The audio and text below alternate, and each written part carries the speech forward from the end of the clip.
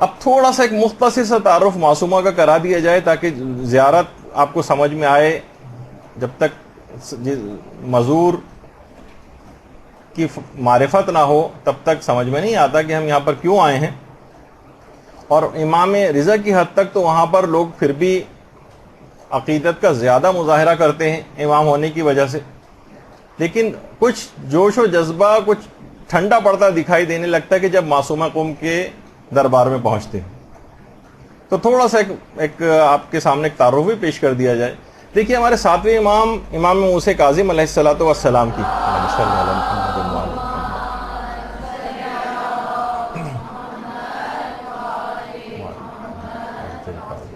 چار بیٹیاں تھیں. اچھا, چاروں کا نام امام نے فاطمہ رکھا تھا. فاطمہ کبریٰ, فاطمہ صغریٰ, فاطمہ وسطیٰ, فاطمہ اخریٰ. کبریٰ جو سب سے بڑی, صغریٰ جو چھوٹی, وسطیٰ جو درمیانی, اور اخریٰ جو سب سے آخر والی. اچھا, فاطمہ کبریٰ وہ تو معصومہ قوم سلام اللہ علیہ ہی ہیں, فاطمہ کبریٰ. اچھا, جو ان کی قبر قم میں, فاطمہ صغریٰ یہ آذربائیجان کا جو کیپٹل ہے باکو, وہاں پر مدفون. یعنی معصومہ قوم کی ایک بہن آذربائیجان کا جو وہاں باقاعدہ ان کا بہت بہترین مزار بھی, یہ فاطمہ صغریٰ. تیسری بہن فاطمہ وسطیٰ, ان کی قبر اصفہان میں, ایران میں اصفہان شہر جو. اور چوتھی بہن فاطمہ اخریٰ, یہ تو اس وجہ سے نسبتی اعتبار سے کون چھوٹی بڑی درمیانی اور سب سے آخری, یہ تو نام کا حصہ نہیں ہے بلکہ بعد میں پہچاننے کے لیے. فاطمہ جو تھی فاطمہ اخریٰ, ان کی قبر مبارک رشت میں ہے, ایران کا جو شہر رشت, یہ ان کی قبر مبارک ہے. فاطمہ اخریٰ سلام اللہ علیہ. اللہم صلی اللہ علیہ وسلم.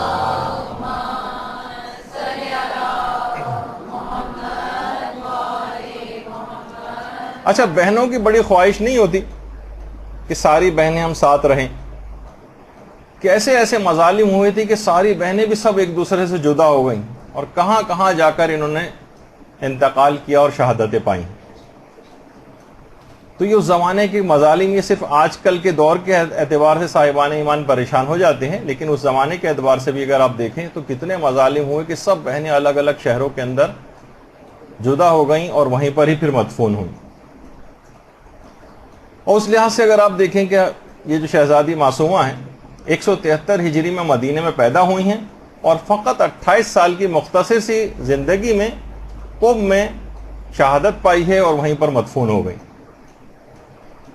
اچھا, جب باپ شہید ہو گئے, 5 سال کی عمر تھی معصومہ کی کہ باپ بھی شہید ہو گئے, اور اس کے بعد ہارون کی موت کے بعد مامون نے بھی وہی ظالمانہ روش اپنے باپ کی قائم رکھی اور زبردستی امام رضا کو خراسان جو ہے طلب کیا, جس کا پچھلی دفعہ ہم نے حوالہ دیا تھا. 1 سال تک تو بہت تڑپ کر انتظار کیا ہے معصومہ نے بھائی کی جدائی کا. مدینے سے خراسان امام کو لے جایا گیا تھا, 1 سال تک تو انتظار کرتی رہیں کہ شاید بھائی اب واپس آ جائیں, اب آ جائیں, لیکن جب آنے کی کوئی امید باقی نہ رہی تو جدائی برداشت نہ ہو سکی اور خود خراسان کا رخ کیا اور اپنے بھائیوں اور بھتیجوں کے ساتھ, 5 تو بھائی تھے اور بھتیجے ملا کر 23 افراد بنتے تھے. ساوا جو قوم کے قریبی ایک جگہ ہے, جب وہاں پر یہ قافلہ پہنچا ہے تو دشمنان اہل بیت نے حکومتی کارندوں کے ساتھ مل کر اس قافلے کے اوپر حملہ کیا باقاعدہ, اور معمولی سی ایک جنگ ہوئی جس کے اندر یہ سارے کے سارے بھائی اور بھتیجے شہید ہو گئے. سارے بھائی قتل کر دیے گئے, سارے بھتیجے مار دیے گئے. اتنا شدید صدمہ ہوا معصومہ قوم کو کہ بیمار پڑ گئیں, اور اس کے بعد لوگوں سے کہا کہ مجھے قوم لے چلو. میں نے اپنے بابا سے سنا ہے کہ قوم ہمارے شیعوں کا مرکز ہے, مجھے وہاں لے کے چلو.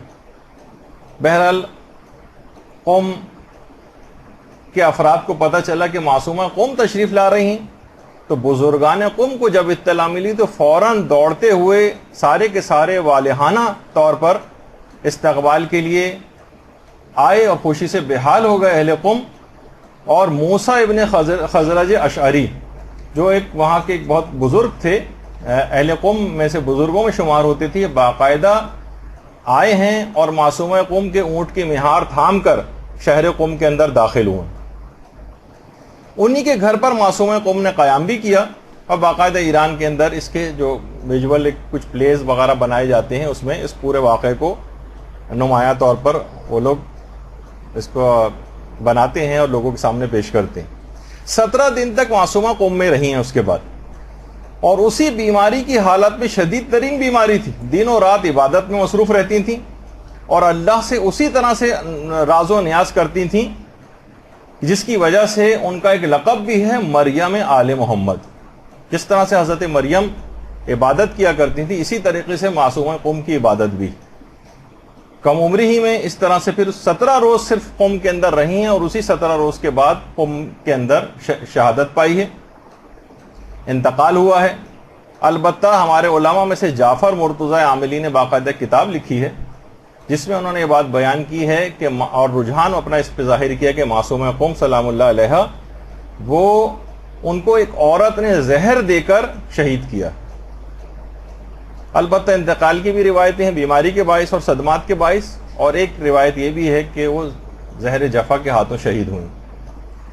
17 روز تک موسیٰ بن خزرج اشعری کے گھر کے اندر ہی قیام کیا تھا، اور وہاں آج بھی اب وہ گھر جو ہے ایک مدرسہ وہاں پر ہے، اس کا نام ہے مدرسہ سیدہ۔ اس میں باقاعدہ ایک عبادت گاہ بھی ہے کہ جہاں پر معصومہ قم عبادت کیا کرتی تھی، اور اس جگہ کا نام بیت النور ہے، لیکن بہرحال ایک مدرسے کے اندر ہے۔ اچھا، جب شہید ہو گئی ہیں معصومہ، تو اس کے بعد قوم کی جو مقدس خواتین تھیں وہ آئی ہیں، انہوں نے غسل اور کفن کے فرائض انجام دیے، لیکن ایک بہت بڑا مسئلہ ایک اہل قوم کے لیے ہو گیا۔ وہ یہ تھا کہ کوئی محرم موجود نہیں تھا کہ جو معصومہ کے جسم اطہر کو قبر کے اندر اتارے اور ان کو دفن کرے۔ سارے اہل قوم شدید پریشان تھے کہ اس موقع پر کیا کریں، اور ایک انتہائی متقی و پرہیزگار ایک بزرگ کا اہتمام کیا گیا جن کا نام قادر تھا۔ کہا کہ ان کا انتخاب کرتے ہیں۔ قادر خود بہت گھبرائے ہوئے تھے، کیسے معصومہ قوم کو کہ جسم اطہر کو قبر کے اندر اتارے۔ اب یہ سب پریشان قبر کے گرد کھڑے ہوئے تھے کہ اچانک سے دیکھا کہ دو بزرگوار ہستیاں گھوڑے پر سوار تشریف لا رہی ہیں۔ اللہم صلی علی محمد وعلی محمد۔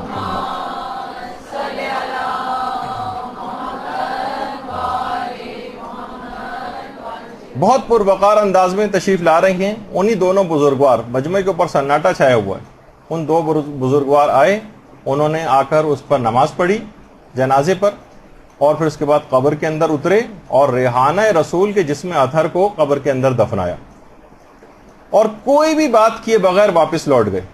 باقاعدہ تاریخ قوم کے اندر یہ پورا واقعہ موجود ہے۔ آیت اللہ فاضل لنکرانی فرماتے ہیں کہ بعید نہیں ہے کہ یہ دو شخصیات ہمارے 8ویں امام علی رضا اور امام محمد تقی علیہ الصلوۃ والسلام۔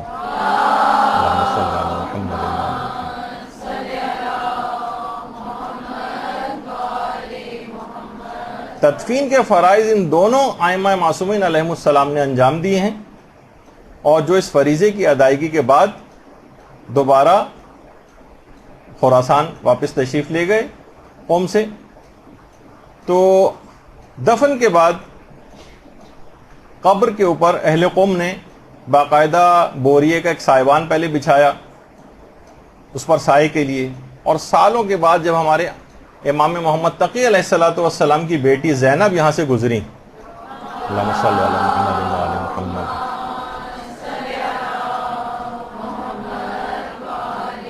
تو انہوں نے باقاعدہ اینٹوں کا ایک قبہ قبر کے اوپر جو ہے وہ تعمیر کروایا۔ سفینۃ البحار میں شیخ عباس قومی نے اس کی تفصیل لکھی ہے۔ اس کے بعد پھر یہ جو معصومہ کا جو حرم ہے، اس کے بعد یہ زیارت گاہ جو ہے وہ قرار پایا، اور آج تک بے تحاشا کرامات ان کے روضے سے صادر ہوتی ہیں۔ اچھا، آپ یہ دیکھیں کہ اتنی ایسی شخصیت ہے معصومہ کی، ایسا مقام اور قدر اور منزلت ہے کہ بڑے بڑے علماء اور فقہا یہاں پر آتے ہیں، اور اپنے عقیدت کا اظہار کرتے ہیں. یہ آیت اللہ صافی گل پائیگانی ہیں. قبر کی صفائی کے لیے، گرد و غبار کو صاف کرنے کے لیے بڑے بڑے مراجع یہاں پر آتے ہیں.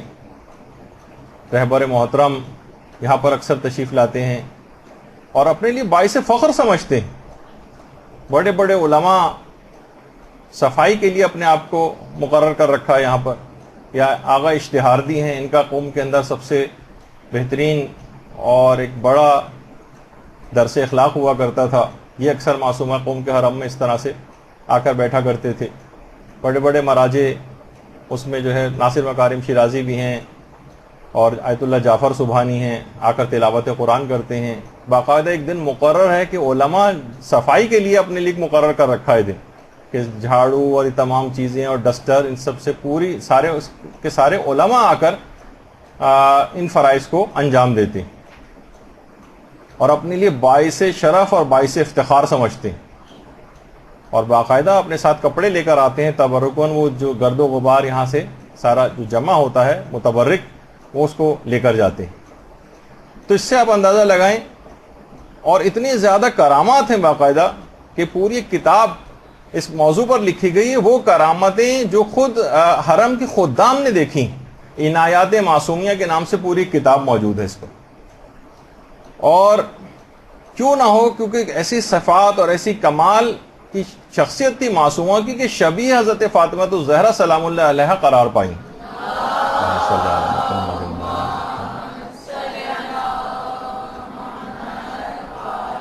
جب بھی کہا جاتا ہے کہ وہ فاطمہ جن کی قبر مدینے میں گم ہو گئی تھی، وہ قوم کے اندر ظاہر ہو گئی.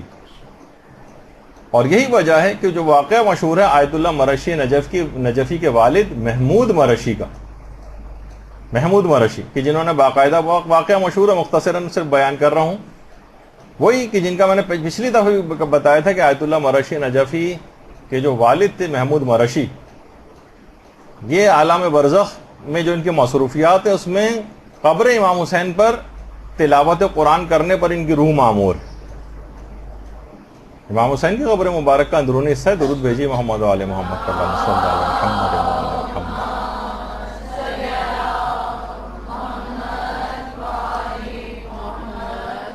محمود مرشی نے حرم امیر المومنین میں 40 راتوں کا ایک عمل کیا تھا کہ یہ بات پتہ چلا سکیں گے حضرت زہرا کی قبر مبارک کہاں ہے. روایت دو طرح کی باتیں اس میں روایات کے اندر آئی ہیں. ایک میں تو یہ کہ امیر المومنین علیہ الصلوۃ والسلام خود خواب میں تشریف لائے. اللہم صلی علی محمد.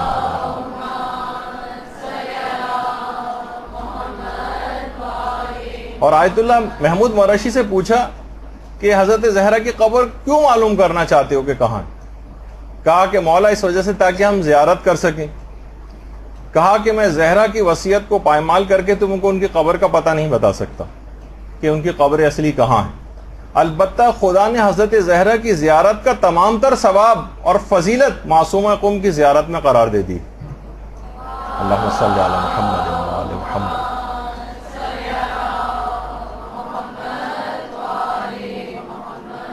اور دوسرے طریقے سے جو واقع آیا ہے اس میں کہ یہ امیر المومنین کے بجائے 5ویں اور 6ٹھے امام ان کی خدمت میں محمود مرشی جو ہے وہ حاضر ہوئے اور خواب میں ان دونوں نے پوچھا کہ تم کیوں معلوم کرنا چاہتے ہو.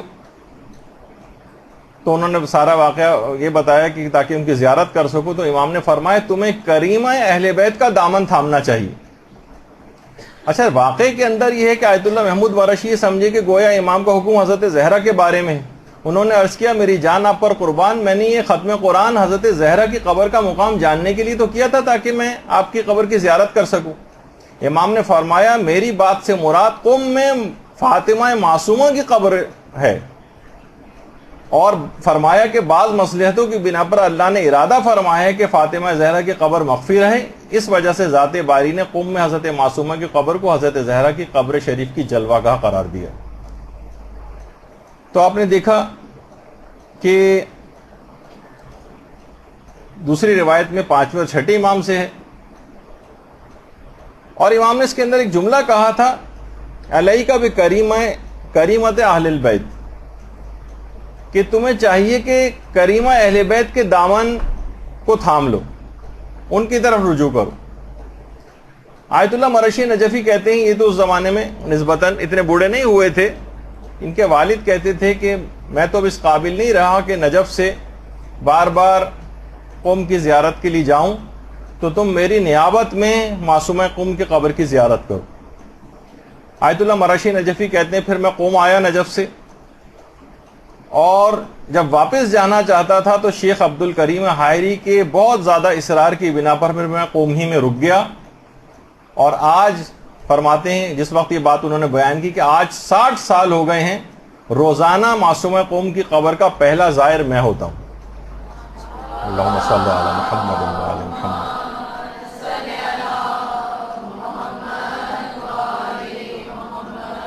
वहाँ पर सोचिए कि हज़रत ज़हरा की कब्र मुबारक लोग मदीने में तलाश करते फिर रहे होते हैं, और जहाँ जहाँ एहतमाल होता है वहाँ जोश अक़ीदत से जाते हैं।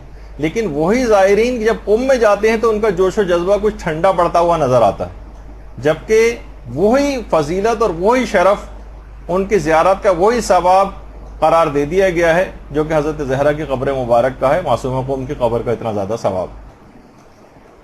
अच्छा, इतनी ज़्यादा करामतों का ज़हूर होता है रोज़े से कि खुद आयतुल्लाह अराकी फरमाते हैं कि मेरे हाथ पर वर्म आ गया था, खुद आयतुल्लाह अराकी ने कहा, और मेरी ऐसी बीमारी हो गई थी कि हाथ की जिल्द फटने लगी थी, और इतना मैं परेशान हो गया था, तमाम इलाज कर करके परेशान हो गया था और शिफा नहीं मिलती थी, यहाँ तक कि मैं वुजू से भी माजूर हो गया और तयम्मुम करने लगा नमाजों के लिए। फिर एक दिन मैंने तवस्सुल किया हज़रत मासूमा से, तो मुझे इल्हाम हुआ मासूमा की तरफ से कि तुम दस्ताने पहना करो। मैंने सिर्फ चंद ही दिन दस्ताने पहने थे कि वो जो कभी मर्ज ठीक होने का नाम नहीं ले रहा था, फकत चंद दिनों के अंदर अंदर ही ठीक हो गया।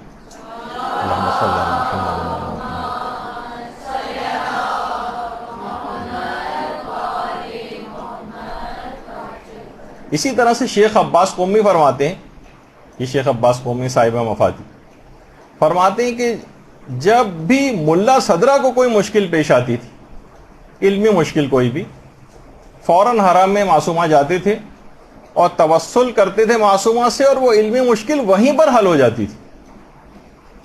बाकायदा फ़वाइदुर रज़ाविया के अंदर शेख अब्बास कौमी का ये जुमला मौजूद। और हरम के जो खुद्दाम हैं, हरम के खादिम ने बयान किया, वो इनायत मासूमिया में भी है, कि उसकी बीनाई बिल्कुल ख़त्म हो गई थी। उसने एक काम ये किया कि रोज़ाना ज़रिए मुबारक में हरम की जो खाक है वो आंखों में लगाने लगा। कह रहे जैसे जैसे मैंने लगाना शुरू किया वैसे वैसे बीनाई वापस आती चली गई, यहाँ तक कि बिल्कुल बहाल हो गई, और आज ये हाल है कि मैं बगैर चश्मे के मफाती और कुरान को पढ़ता हूँ।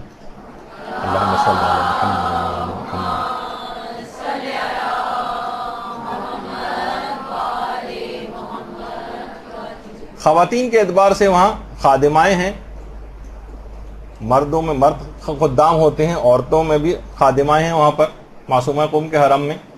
उन्होंने बयान किया कि बाकायदा एक गूंगी लड़की जरी के पास, जो कि बिल्कुल गूंगी थी, अचानक से चीख चीख कर बोलने लगी। सारा मजमा टूट पड़ा। ईरान के अंदर तो देखिए कि जान के लाले पड़ जाते हैं अगर वहाँ इस तरह का कोई चीज़ मुआजिज़ा वगैरह हो जाए, कि लोग बाउनवान तवर्रुक उसके ऊपर झपट पड़ते हैं, तो बहुत मसला उसके साथ हो जाता है। हरम के फ़ौरन खादिमाएँ आईं और फ़ौरन बाहिफाजत उसको उस हुजरे के अंदर पहुंचा दिया कि जहां पर आमतौर पर इस किस्म के अफराद को रखा जाता है। जब जाकर उससे पूछा और इंटरव्यू लिया कि तुम तो बोल नहीं सकती थी, अचानक से कैसे बोलने लगी, अपना माजरा सुनाओ, तो उसने कहा कि मैंने जहरी के पास ही खड़ी हुई थी, तो अचानक से मैंने बहुत ज़्यादा इंतहा से ज़्यादा नूर और रोशनी कब्र मुबारक के हज़रत मासूमा के इर्द गिर्द देखी, और अल्लाहुम्मा सल्ली अला मुहम्मद व आले मुहम्मद।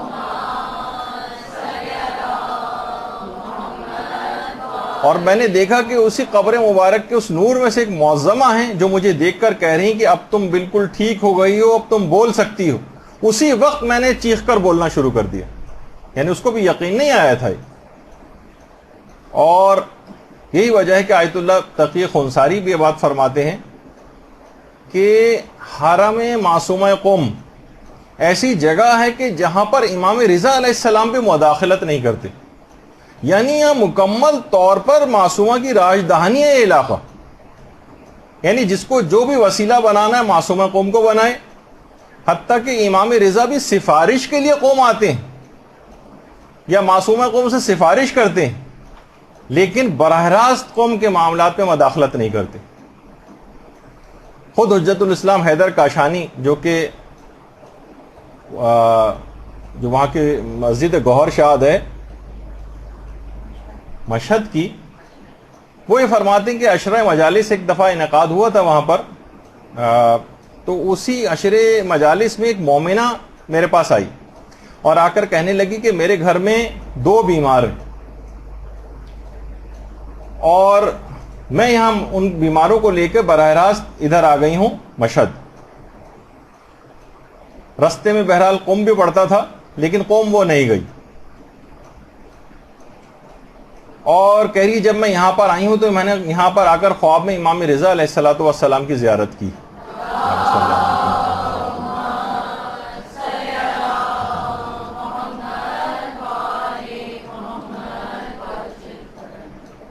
امام نے فرمایا مجھ سے کہ تم یہاں پر آئی ہو تو تمہارے ایک جوان کو تو میں شفا دے دوں گا, لیکن دوسرے بھائی کو لے کر تمہیں قوم جانا پڑے گا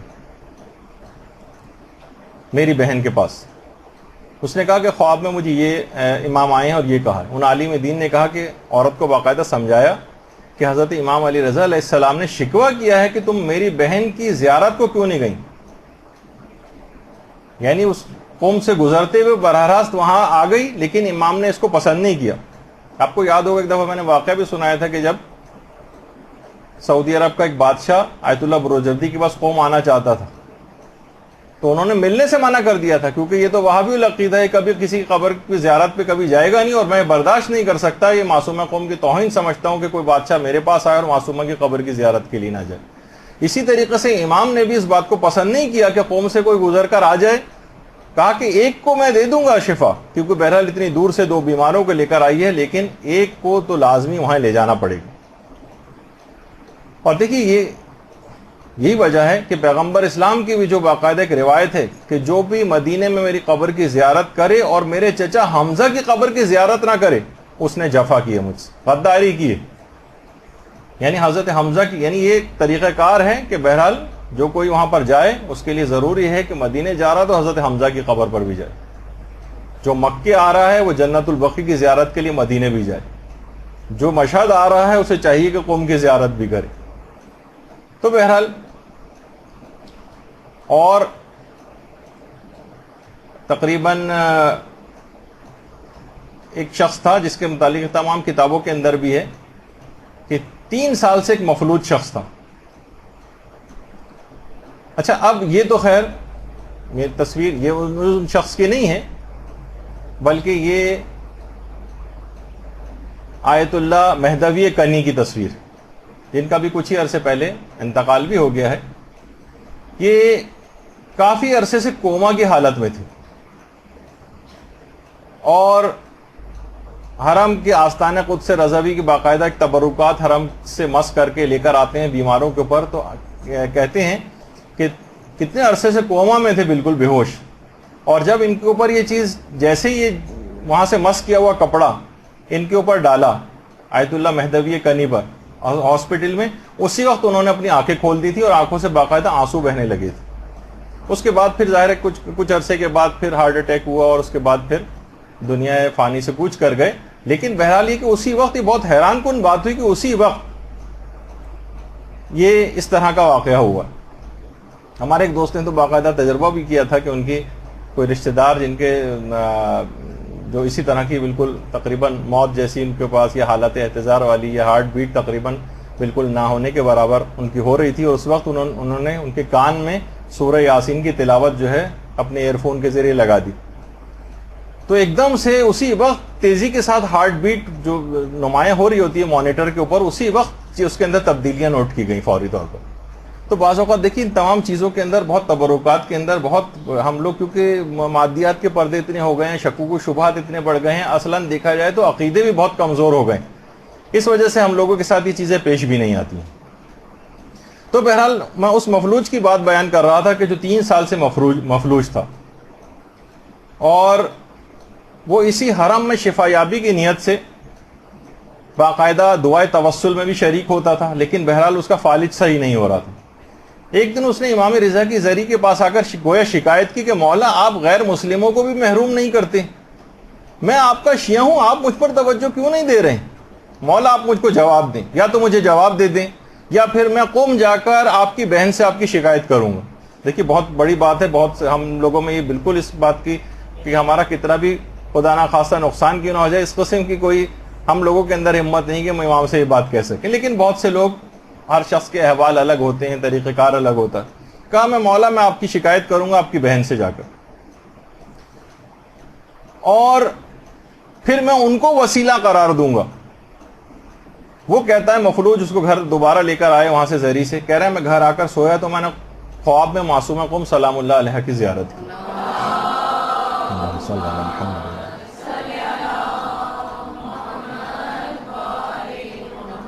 معصومہ نے مجھ سے کہا کہ تم قوم آ جاؤ میں تم کو شفا دوں گی۔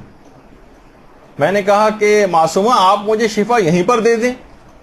معصومہ نے کہا نہیں تم کو قوم آنا پڑے گا۔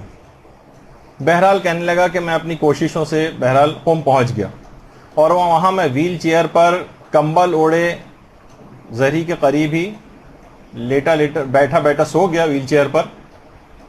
تو میں نے دیکھا کہ سبز مقنے میں سبز رنگ کا مقنا تھا، معصومہ قوم علیہ السلام اللہ علیہ ان کی میں نے زیارت کی۔ اللہم صلی علی محمد و علی محمد۔ دنوں کے اعتبار سے اس دن عید کا دن بھی تھا، اور کہا کہ تمہیں قوم آنا اللہ مبارک کرے، میں نے تم کو شفا دی ہے، اٹھ جاؤ اب تم کو کوئی بیماری نہیں۔ میں نے کہا کہ معصومہ میں مفلوجوں میں کھڑا نہیں ہو سکتا۔ معصومہ نے مٹی کے پیالے میں کوئی مشروب مجھے دیا، میں نے اس کو پیا، اسی وقت میری آنکھ کھل گئی، دیکھا کہ میں نے اپنے پاؤں میں حرکت کو محسوس کیا، اور اس کے بعد میں فوراً اچھل کر کھڑا ہو گیا۔ وہ دن عید کا دن تھا، عید کے دن معصومہ نے مجھے صحتیابی کی عیدی عطا کی، اور باقاعدہ یہ جو کرامت ہے آستان مقدسہ میں باقاعدہ اس مریض کی تصویر کے ساتھ، اس کی آڈیو کیسٹ کے ساتھ، اس میں اس نے سارا حال بیان کیا ہے، باقاعدہ وہاں پر محفوظ بھی۔ آیت اللہ سید جعفر میر عظیمی، انہوں نے باقاعدہ ایک کتاب لکھی ہے، بارگاہ فاطمہ معصومہ تجلی گاہ فاطمہ زہرا۔ روایت کے اندر بھی اس میں یہی آیا تھا نا محمود مرشی میں کہ وہ تجلی گاہ ان کی قبر کو قرار دے دیا گیا حضرت زہرا کی، باقاعدہ اس پہ کتاب لکھی ہے انہوں نے، اور اس میں آیت اللہ فاضل الانکرانی کی یہ بات نقل کی ہے۔ دیکھیے آتھینٹک ذریعے سے آیت اللہ جعفر میر عظیمی نے اپنی کتاب کے اندر آیت اللہ فاضل الانکرانی کی بات لکھی ہے کہ آیت اللہ فاضل الانکرانی فرماتے ہیں کہ ایک دن میں حرم معصومہ قوم میں زیارت کے لیے گیا، اور میں نے جا کر زیارت پڑھی، اور اس کے بعد کہا کہ معصومہ مجھے آپ سے کوئی دنیاوی حاجت نہیں، فقط اتنی عنایت آپ مجھ پہ کر دیں کہ مجھے آیت تطہیر کے اسرار کا علم عطا فرما دیں۔ دیکھیے کہ ہمارے معیار بھی تو ہونا چاہیے نا کوئی دعاؤں کا۔ میں نے پچھلی مرتبہ بھی کہا تھا کہ ہم ایک لحاظ سے دعاؤں کا معیار بھی گھٹیا ہو گیا۔ بہرحال آیت تطہیر کے اسرار اور رموز مجھے عطا فرما دیجئے۔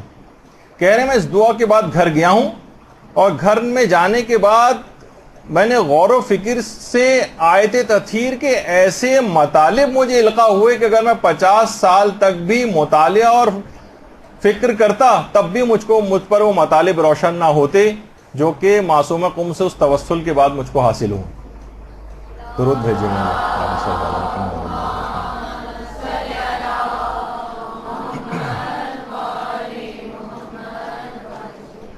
اندازہ کیجئے کہ علماء کا کہ انہوں نے کیسے کیسے فیوز حاصل کیے۔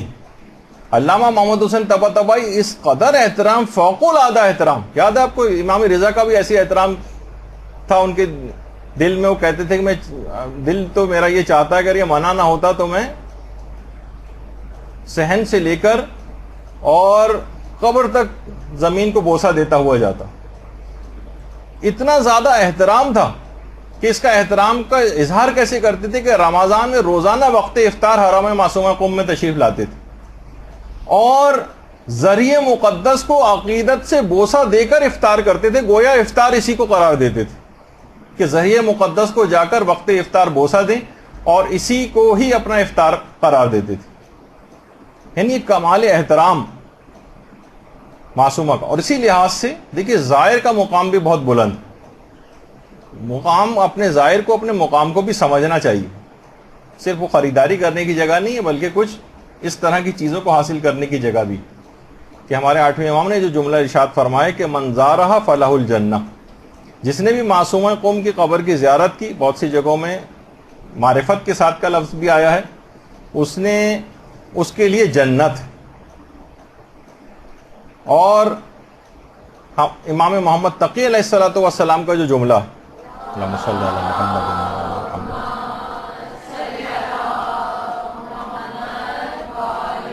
جس نے بھی قم میں ہماری پھوپھی کی زیارت کی اس کے لیے بھی جنت، اس کے لیے جنت. اور یہ بھی کہا، یہ بھی ہمارے 8ویں امام کا ہی ہے کہ اس نے زیارت کی ان کے حق کو پہچانتے ہوئے، عارفن بحقھا فلہ الجنہ، اس کے لیے جنت. اور عارفن کے معنی میں نے پچھلی دفعہ بھی بتایا تھا کہ ان کو ان کی اطاعت کرنا، ان کے فرامین کے مطابق چلنا، جو اس طریقے کار سے زیارت کرے گا اور اس دماغ میں رکھتے ہوئے ان کی پیروی کا ارادہ کرتے ہوئے، اس کے لیے جنت. اور اتنا زیادہ اپنے زائرین کی فکر ہے، جیسے آپ نے پچھلی دفعہ بھی سنا تھا کہ جس قدر اپنے زائرین پر امام رضا مہربان، اسی طرح سے ان کی بہن بھی اپنے زائرین پہ حد سے زیادہ مہربان. آیت اللہ مرشی نجفی فرماتے ہیں کہ ایک دفعہ میں سونے کے لیے لیٹا ہوا تھا، اچانک سے بی بی معصومہ قم سلام اللہ علیہا میرے کمرے میں تشریف لائیں. بہت سارے واقعات ہیں آیت اللہ مرشی نجفی، 60 سال ایسے ہی تو نماز شب سے بھی پہلے حرم کے دروازے کھلنے سے پہلے جا کر 1 گھنٹہ بھر پہلے جا کر بیٹھے ہوتے تھے اور پہلے ظاہر ہوتے تھے. کہہ رہے میں سونے کے لیے لیٹا تو اچانک دروازہ کھلا اور بی بی معصومہ قم میرے کمرے میں تشریف لے آئیں، کیونکہ وہ رشتے میں میری پھوپھی بھی ہوتی ہیں. علم الانصاب کے بہت بڑے ماہر تھے آیت اللہ مرشی نجفی. تو انہوں نے آ کر کہا سید شہاب اٹھو، نام تھا سید شہاب الدین مرشی نجفی، اصل نام تو ان کا شہاب تھا. کہا کہ سید شہاب اٹھو، حرم میں میرے زائرین سردی سے جاں بحق ہونے والے، فوراً جلدی جاؤ اور انہیں بچاؤ. بلا تعامل میں اٹھا اور روانہ ہو گیا. حرم کا جو شمالی دروازہ ہے میدان آستانہ میں، وہاں میں نے دیکھا کہ کچھ ہندوستانی اور پاکستانی زائرین سردی سے ٹھٹر رہے ہیں اور برا حال ہے. میں نے فوراً دروازے پیٹ پیٹ کر خدام کو اٹھایا اور ان سے دروازے کھلوائے اور اس کے بعد زائرین کو اندر لے گیا، جہاں جا کر انہوں نے سکون کا سانس لیا. حرم کی وہاں قوم کی شدید ترین سردیاں، برف باری اور اس زمانے کے حالات، جب یہ آیت اللہ مرشی نے جو ہے اس چیز کو بیان کیا تھا، اس سے آپ اندازہ لگائیں کہ معصومہ قوم جو خود تشریف لے آئیں مرشی نجفی کے پاس اور ان سے کہا کہ فوراً جا کر میرے زائرین کو ان کی جان بچاؤ. اسی طرح سے جو کتاب ودیعہ آل محمد صادق انصاری کی، اس میں انہوں نے لکھا ہے کہ مسجد امام حسن عسکری جو ہے وہاں پر قم میں، اس کے پیش امام تھے آغائے روحانی. وہ کہہ رہے ہیں کہ میں سردیوں کے شدید ترین سردیوں کے دن تھے اور میں سو رہا تھا، میں نے خواب میں معصومہ قوم کی زیارت کی. معصومہ قوم نے کہا کہ فوراً اٹھو اور میناروں پر جا کر چراغ کو روشن کرو. کہہ رہے میں فوراً اٹھا اور بھاگا، کیونکہ حکم تھا. بہرحال بھاگا میں گیا اور حرم کے جو مینار تھے ان میں چراغوں کو روشن کیا. اس تصویر میں بھی اگر آپ غور سے دیکھیں تو باقاعدہ آپ کو سمجھانے کے لیے کہ یہ واقعہ کس طرح سے ہوا ہوگا، باقاعدہ ہم نے اس پہ چراغ بھی بنا کے دکھایا تاکہ آپ ویژوالائز کر سکیں. فوراً میں نے تعمیل احکام کی، چراغ روشن کیے اور اس کے بعد پھر آ کر سو گیا. صبح کو جب میں گیا تو زائرین کچھ وہاں پر نئے آئے ہوئے تھے اور آپس میں باتیں کر رہے تھے کہ کل ہمارے ساتھ بی بی نے ایک بڑا عجیب معجزہ دکھایا، ورنہ تو اگر حرم کے کل میناروں کے چراغ روشن نہ کیے جاتے تو ہم حرم کا راستہ ہرگز نہ پا سکتے اور سب سردی کی وجہ سے ہلاک ہو جاتے. تو درود بھیجیے محمد و آل محمد.